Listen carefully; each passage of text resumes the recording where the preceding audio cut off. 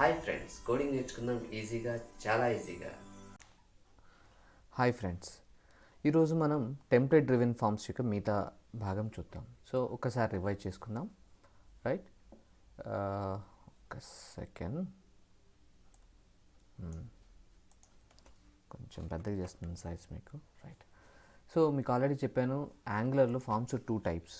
ఒకటి template driven forms, 2 react forms. అయితే మనకి టెంప్లెట్ డ్రివెన్ ఫామ్స్ పనిచేయాలంటే ఒక మాడ్యూల్ ఇంపోర్ట్ చేసుకోవాలి. దాని పేరు ఫామ్స్ మాడ్యూల్ అంటారు.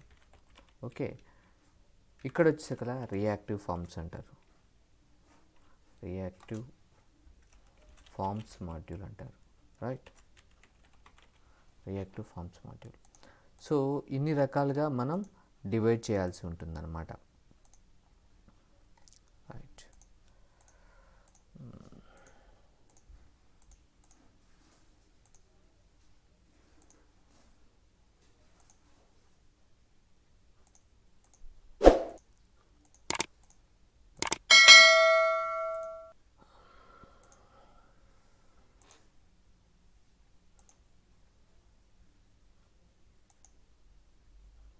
రైట్, సరే. సో ఇప్పుడు నేను ఆల్రెడీ ఏం చేశానంటే ఒక కొత్త ప్రాజెక్ట్ తయారు చేశానండి. దీనికోసం మళ్ళీ దాంట్లో కలపకుండా సో ఫ్రెష్గా. సో ఇప్పుడు నేను వాడే ప్రాజెక్ట్ పేరు దిస్ ఫామ్స్ ప్రాజెక్ట్. సో దీనిలో ఓన్లీ ఫామ్సే. సో ఇప్పుడు ఆల్రెడీ ఒకటే కాంపోనెంట్ ఉంది. రైట్, సో మనకు కొంచెం అపీరెన్స్ రావాలి కాబట్టి getbootstrap.comకి వెళ్తున్నాను. getbootstrap.comకి వెళ్ళి మీకు ఆల్రెడీ ఇది బూట్స్ట్రాప్ని ఎలా ఇంటిగ్రేట్ చేయాలో చెప్పిన దాంట్లో మీకు ఆల్రెడీ చెప్పినట్టు నాకు గుర్తు. ఓకే, సో 5th వర్షన్, నేను 4th వర్షన్కి వెళ్తున్నాను. ఓకే, ఇప్పుడు 5th వర్షన్ వచ్చింది, అది బీటాలో ఉంది. 4th వాడమే శ్రేయస్కరం. సో మీకు ఆల్రెడీ తెలుసు బూట్స్ట్రాప్ ఇంటిగ్రేట్ చేయడం ఎట్లా. సో మనం ఇక్కడ మీకు అన్ని కొలాప్స్ చేసినట్లయితే ఫామ్స్ ప్రాజెక్ట్ ఉంది కదా, దాంట్లోకి వెళ్ళి ఎస్ఆర్సిలో index.html జస్ట్ ఆ లింక్ని ఇక్కడ పేస్ట్ చేయండి. పేస్ట్ చేసి ఒక్కసారి ఆటోమేటిక్గా నేను ఆటో సేవ్ పెట్టాను కాబట్టి ఆటోమేటిక్గా సేవ్ అవుతుంది. ఇప్పుడు చూడండి, మీకు మొత్తం కొంచెం ఫాంట్స్ అన్నీ చేంజ్ అయిపోయి ఉంటాయి కొద్దిగానే. సో ఇప్పుడు నేను ఏం చేస్తున్నా అంటే, మీకు ఆల్రెడీ తెలుసు బై డిఫాల్ట్ యాప్.కాంపోనెంట్ లోడ్ అవుతుంది. ఏవైతే అక్కడ ఉన్నాయో మొత్తం నేను తీసేస్తున్నాను. సో h1 ట్యాగ్ ఎంటర్ చేస్తున్నాను. ఇప్పుడు మనం నేర్చుకునేది టెంప్లేట్ డ్రివెన్ ఫామ్స్ అన్నమాట. Right, template driven forms. Right,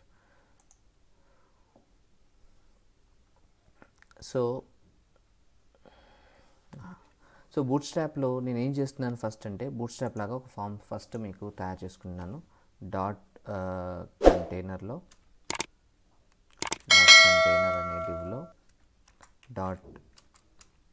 రోలో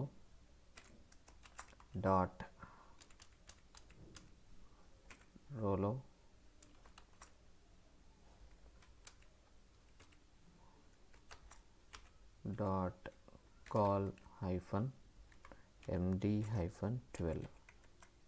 రైట్, md హైఫన్ ఉండాలి. ఓకే, సో దీని లోపలికి వెళ్తున్నాను. ఇక్కడ ఏంటంటే మీకు కొంచెం ప్రాపర్ డిజైన్ కూడా బాగుంటుంది. సో దానికోసం మనం బూట్స్ట్రాప్ వాడాల్సి వస్తుంది.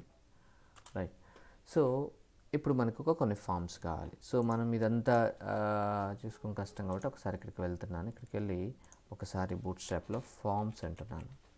చూసారా, ఫామ్స్ అక్కడ వచ్చింది. సేమ్ ఇదే తీసుకుంటున్నాను, జస్ట్ కాపీ చేస్తున్నాను, ఒకసారి పేస్ట్ చేస్తాను. రైట్, ఒక్కసారి దీన్ని ఒకసారి ఎక్స్ప్లెయిన్ చేస్తాను చూడండి.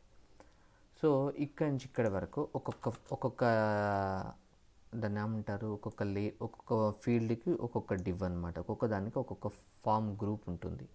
సో ఫామ్ గ్రూప్లో ఒక లేబుల్ ట్యాగ్ ఉంటుంది, ఒక ఇన్పుట్ ట్యాగ్ ఉంటుంది అనమాట.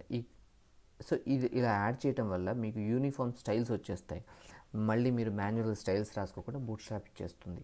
సో లేబుల్కి అటువంటి క్లాస్ ఉండదు, కానీ అదే ఇన్పుట్ ట్యాగ్ అయితే ఇంకో క్లాస్ అప్లై ఉంటుంది, form-control అని. ఓకేనా, సో మిగతా ఈ ఐడి ఉంది చూసారా, ఇది మనకంతా ఇప్పుడేమో అవసరం లేదు. సో ఇక్కడ ఇది కూడా తీసేస్తున్నాను, మనకి ఇది అవసరం లేదు మీకు ఆల్రెడీ.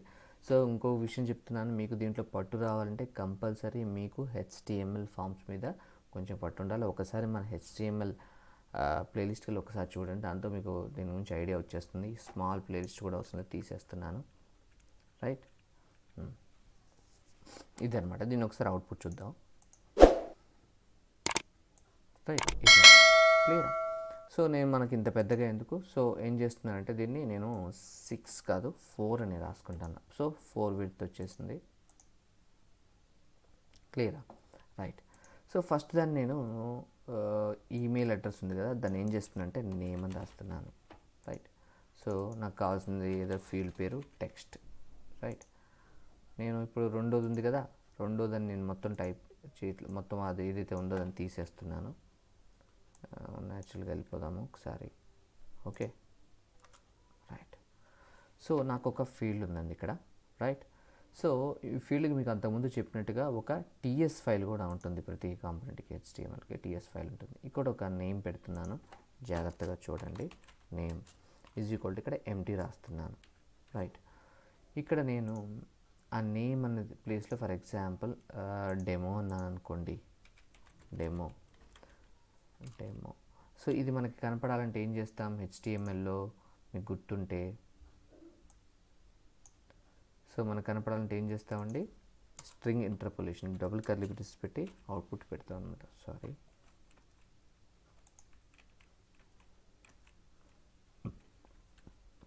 డబుల్ కర్లీ బ్రేసెస్ పెట్టి NAME అంటారు. ఇప్పుడు ఒకసారి మనం అవుట్పుట్ చూద్దాం, చూడండి. రైట్. ఇక్కడ పైన డెమో అని వచ్చింది, చూసారా? రైట్. సో ఇప్పుడు నేను ఏం చేస్తున్నానంటే ఈ డెమో ఏదైతే ఉందో దీన్ని తీసుకొని వెళ్ళి ఇక్కడికి వచ్చేసి దీని పక్కనే పెడదాం. అప్పుడు మీకు ఈజీగా అర్థమవుతుంది. రైట్. సో నెక్స్ట్ విషయం వచ్చేసరికి ఇక్కడ నాకు బై డిఫాల్ట్ యాంగులర్ సంబంధించినటువంటి ఫార్మ్స్ మాడ్యూల్ ఒక డైరెక్టివ్ ఇస్తుంది. దాని పేరు ng మోడల్ అంటారనమాట. ng మోడల్ అనే డైరెక్టివ్ ఇస్తుంది.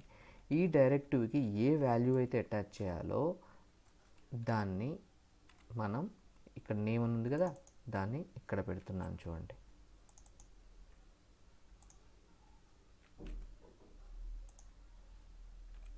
రైట్.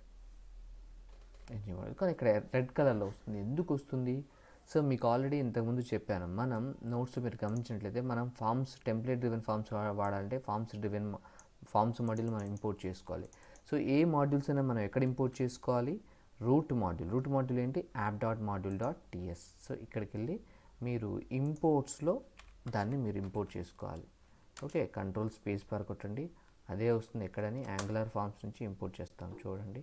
పైన ఇంపోర్ట్ అయింది. ఒక్కసారి మనం app.component.htmlలోకి వెళ్తే ఆటోమేటిక్గా రెడ్ కలర్ పోయింది, అర్థమైందా?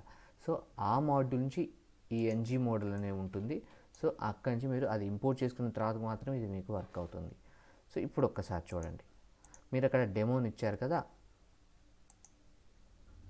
నేమ్ కానీ ఇక్కడ మనకి ఏమి ఇక్కడ వచ్చింది కానీ ఇక్కడ వాల్యూ రాలేదు. కారణం ఏంటంటే దీంతో పాటు